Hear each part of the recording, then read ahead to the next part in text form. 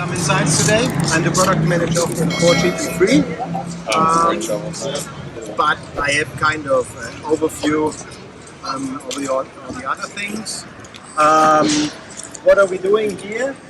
The idea was to open a kind of public paddock for people who have no idea about motorsport. Because normally you don't have motorsport fans in the BMW world, you have BMW M fans or BMW friends, or guys who maybe more common with other brands but looking for a proper car.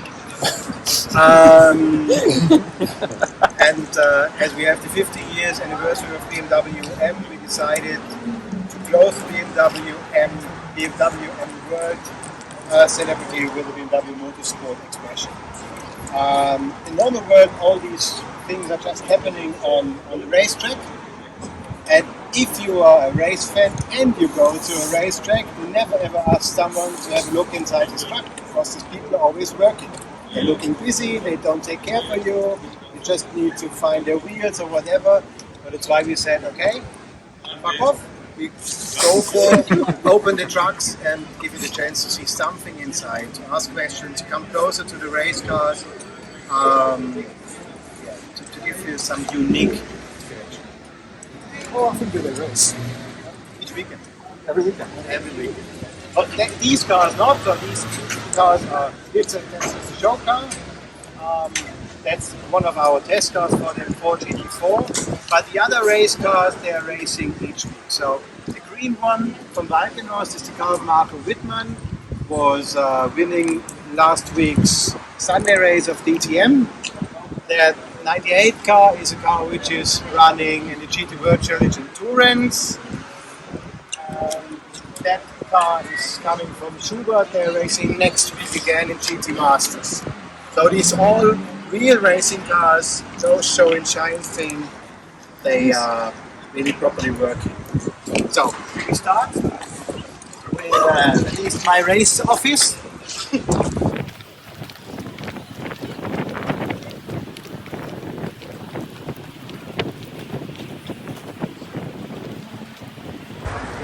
Just wait till they are out.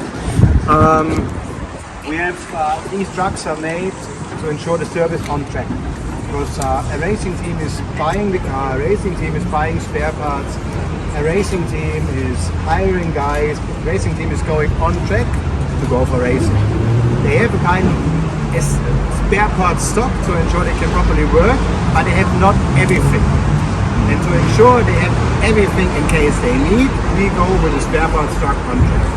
We are running 4 spare parts truck in Europe, we have 2 spare parts truck in the US, and we have 3 spare part containers around the world. So 1 in Asia, 1 in Shanghai, waiting to enter China in some way, but they're still quite close.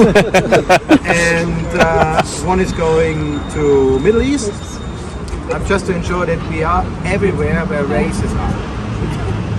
Just giving you an example, teams have suspensions, corners, bumpers, because these are things which are regularly falling off for some reason. But you normally don't own the ECU. The ECU costs you €10,000. It never breaks, so you don't go for it and say yes, I take €10,000 and put it into my garage and I never need it.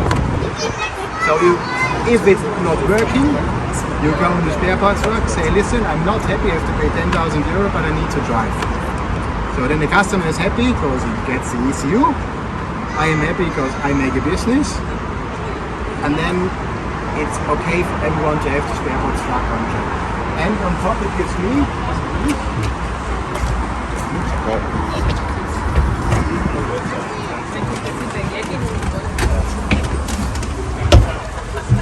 oh, it's really fancy.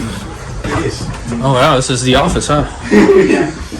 Oh, I didn't expect that. That's why we take this one. I feel like I'm about to be sold a car. This one is the most fancy we have, to be honest. All the 3 other trucks are quite much more smaller than not this fancy slide out thing. They are more rely on proper working, or they have a lot of working places like this. So what are we doing in this truck? This truck gives us the BMW area. So I have meetings here with customers, I have meetings here with organizations, I have meetings here with teams, or with whoever, but within BMW. I don't have to go in any hospitality, I don't have to go to 18, I don't have to go to a public space where others can hear you or listen to you. So this is quite neutral, and it gives me or the guys who are working here on the weekend a proper space. You can close the door, then you are private. You can open the door, then you are not private. And for us it's quite important to show you this area, because as I said, normally you don't knock on the door and say, listen, I need to open you. And in the backside of the truck we have all our spare parts, and that's the next station. And you can also pretty much sleep on this on this couch on long distance races.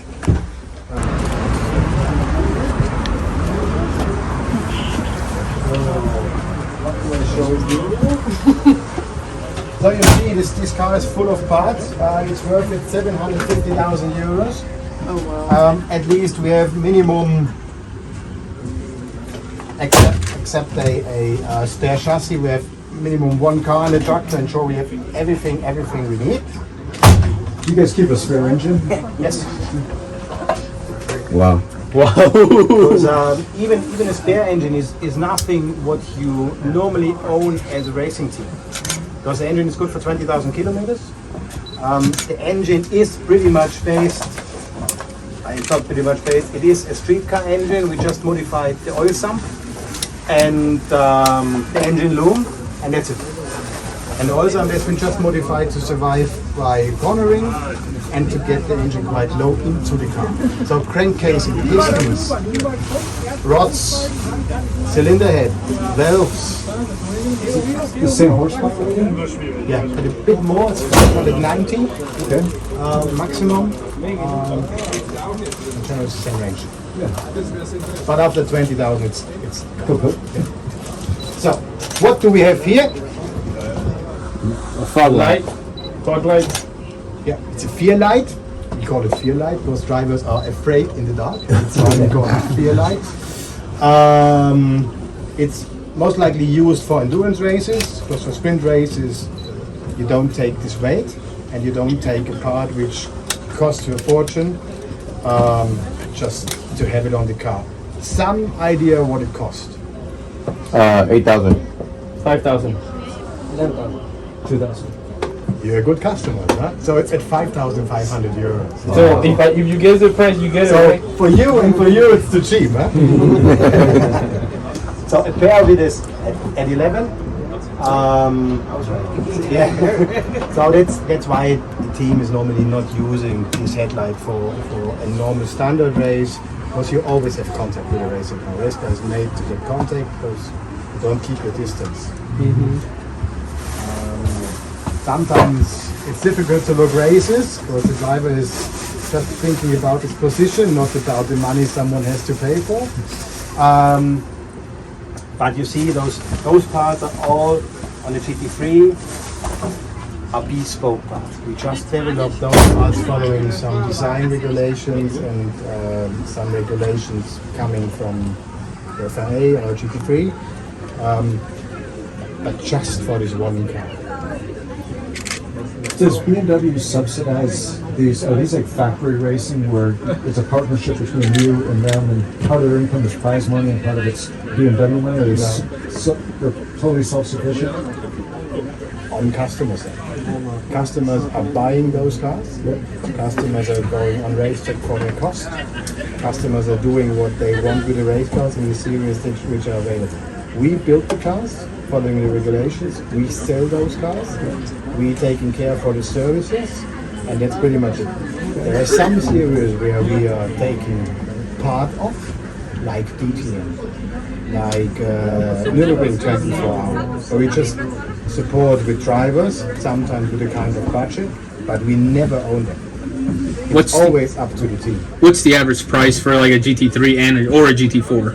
A GT3 is at 480,000 euros plus tax, but for 480,000 euros you have not done anything with the car, you just got the car. So you need toolings, you need a kind of minimum spare parts just to operate, so you're already at 550, 570, and then you need to operate. You need your guys, you need mechanics, engineers, trucks, whatever.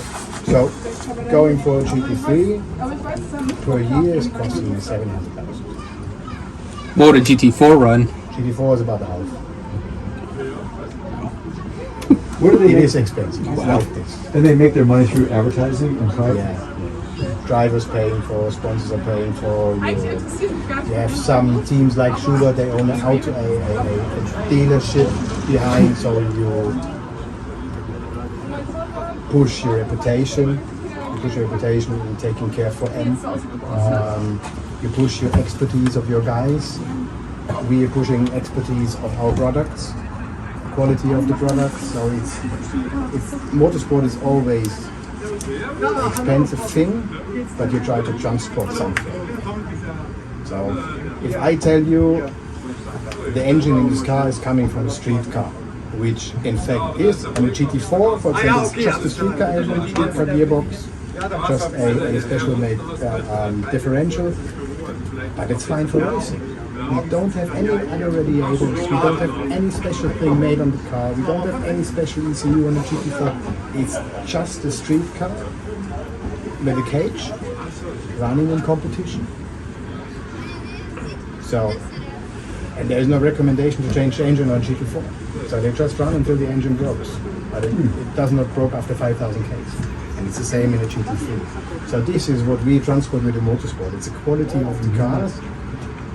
Basically, for sure there are other things. If you go to the car, you see there's complete change on a GT3. The engine and the shape is everything on the GT3, which is something to do with the street car. Everything else is just made for racing. But it gives you the impression, yes, I'm proud of it. And that's the job of motorsport. And the customers doing what they want without having us to say you have to do this or that or this. This is what makes them happy. Interesting. M4, M2 is a bitch. It's a hardcore, freaky, very nice but useless car.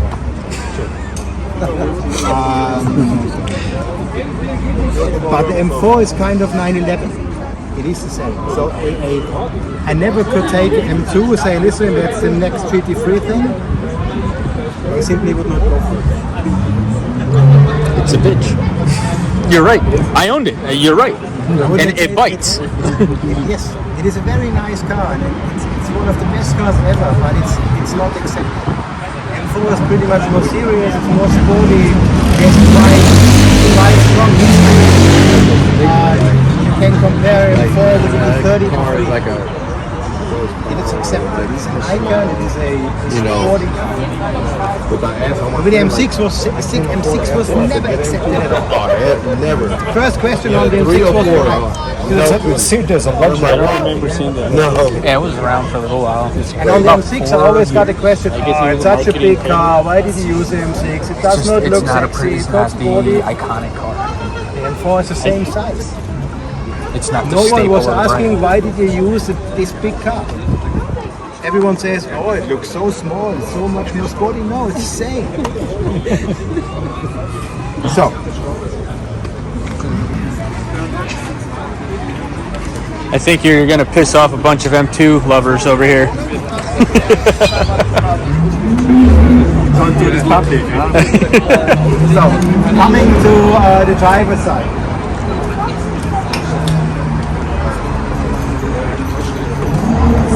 Steering wheel. It's a nice story. Someone knows Fanatec? Yeah. You know the story behind this wheel? So it looks like a sim racer wheel. It is. You can use this steering wheel on a sim rack. It works. Just need to change this connector. Then all the lights are going on and you can use it on your PlayStation. This Oh, button, really? yeah. You know the PlayStation. I think the Logitech got one similar. Yeah. Yeah. You know Really? you know this PS button where you can move left, right, up and down. It's that one. No, it's badass. Yeah. We were looking for with Fanatec together if there is a solution. No one was believing that it works, but in the end, we all together get to manage this. And this, by the way, is a PS button. That's badass. In the end, it works properly. We had no failures here with the steering wheel, no issues. This wheel is at about 1,200 euros. A normal racing car wheel is at 5,000 euros. So for us, it's also a cost-saving thing. It's completely bespoke. We just made it for us. In the very first row, you have your steering, your levels to change the gears. They go in two directions. So you can upshift here, you can downshift here. So if you lose one hand, you can still work properly on the car. We have a clutch pedal over here. Oh, really? Yeah. You can use this one or this one. It's a clutch one. Yeah. And you just release it and the car moves. Or you do it like this, but you never do it. You just release it. You have to have some wheels for some functionalities of the car. You have a high beam button. We call it also BMW button, so we flash the car. That's a simple wiper switch. So if you want to put on your wiper, you make it like this. Why we do it with this very big switch? Because racing car drivers forget a lot of things while driving. And if you have to search a button, you don't look at the street, which you should. So we said, listen, it's quite a big one. On, interval fast, all time on, and off.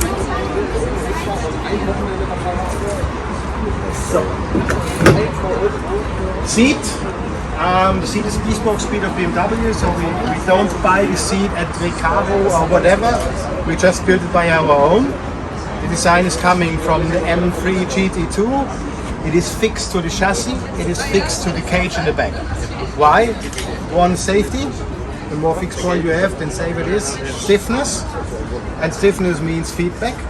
So if I move the seat, I move the car. Which means the driver is quite strong, safe, fixed in the car to get the proper feedback. So the more he moves, the less feedback he gets, the better he is connected with the car, the better he can react. If he sits in the car, he can adjust the steering wheel like in the street car. So no matter if you're big, small, wide, slim, it fits. And then you can also move your pedal box. Oh, wow. Yeah, but it's not electric, it's just with a damper, but it looks cool. The driver is just the brake pedal and the accelerator, and the car is designed to do left braking. So you have the right feet on the accelerator, you have the left leg on the brake pedal, and you always push straight to the pedal, to the pedal. Not like with the leg doing like this, and you don't have to change your legs to the pedal, you just do it like this. Some idea how much pressure you have to put on the pedal to brake properly. In average. Half a pound.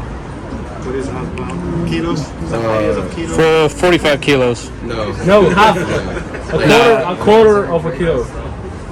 No, Say 1 kilo. have you ever seen a video of F1 drivers trying to brake? You have to really put pressure in. Oh, really? Average is 80. Yeah. 80? Yep. 80? Yeah. Up to 125. I thought it was the opposite. I thought you. Sensor switches off 150. So is that normal with all the brake? It's two pedal, gas and brake, and it's 2 feet. All race cars are like that. I mean, it's Proper race goes like that. yeah, it's counterintuitive for. Because you have no brake booster, huh? You just have brake cylinders, which boost a bit, but not that much. So it's all, the less boost you have, the more feedback.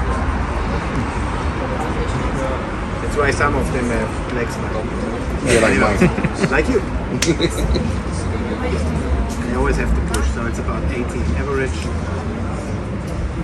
So it gets also on the physical side quite hard. So what you also see on the car, it's not much more left from the street car. So we cut everything off, beginning on the A-pillar. To get the engine in the proper position, you see it's very much lower compared to street car. To get the fender properly on the car, you see that's in general on the fender. The shape is the same, but we cover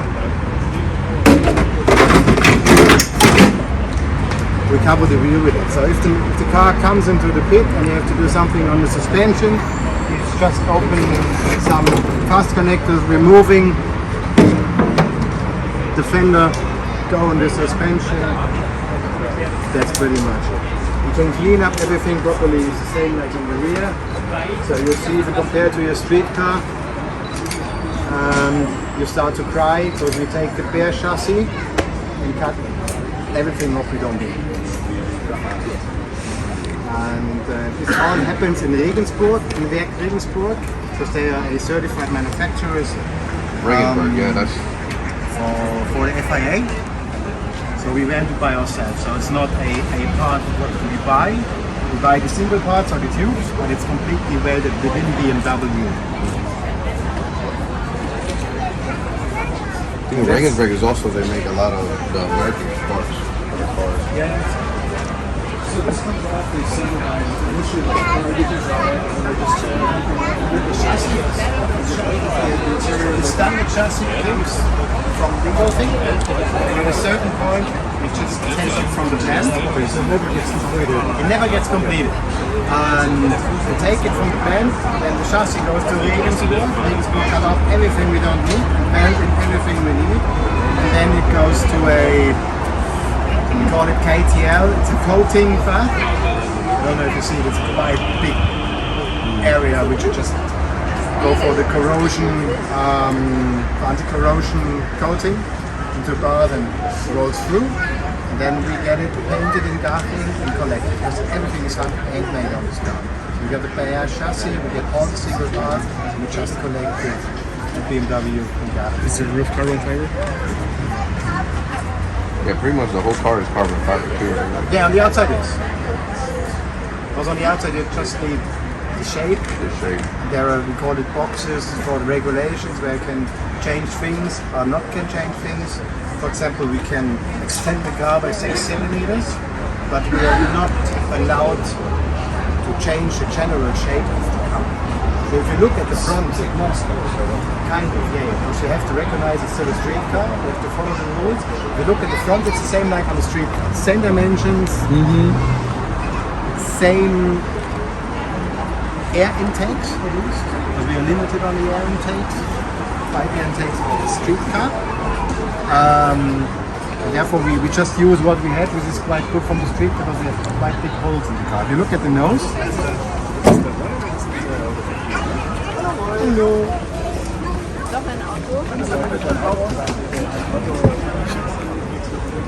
This is what I need for my front window, man. I'm tired of breaking my front The window. good thing is this door you can use one-to-one on the street if you change the connectors over. But the shape is the same. You don't have the same problem with your cars? Like one little rock will crack my window every time. No, I didn't get that. Yeah, that problem. So you have to use a plastic window. Yeah. So kidney dimension is the same. The only thing we have done is we use this one as air intake. That one is the intercooler intake. That one is the radiator. The radiator is lying flat to get a lot of surface.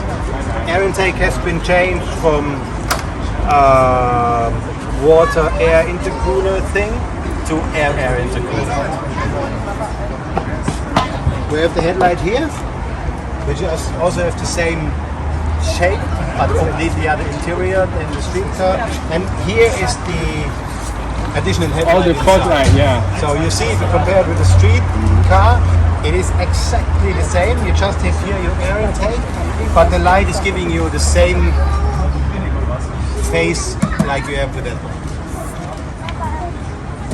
So I need to look if the team is looking at me. You know what the splitter does?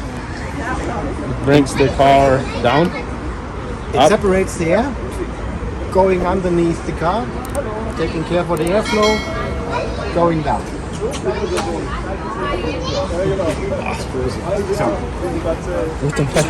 Smooth underneath. Is it? No, it doesn't make like this. Is there a shell underneath? It's completely flat. Because you get most of the aerodynamic efficiency from the underfloor. So you get a lot of downforce for no drag. This is almost the same concept as the Infinito, right? That's why it's quite important to have a stable part, because this part is moving the car down to the street mainly on the front. That's why it's easy to go on, because if it doesn't survive me, it's not a proper race. But still, you don't normally do this on the race car, so the people hate me for doing this, but it survives. So, questions? Can we drive it? I saw you just bring that one. Yeah, You're parking. I think it's quite easy to drive, honestly. Can I just borrow it for a day? Oh, yeah. How much is it to borrow for a day? Really? Because you don't really have a movement when you're. It's power steering. The car is power steering, the car is air conditioned, and the car is the rear view camera. Nice. I figured they'd take that out.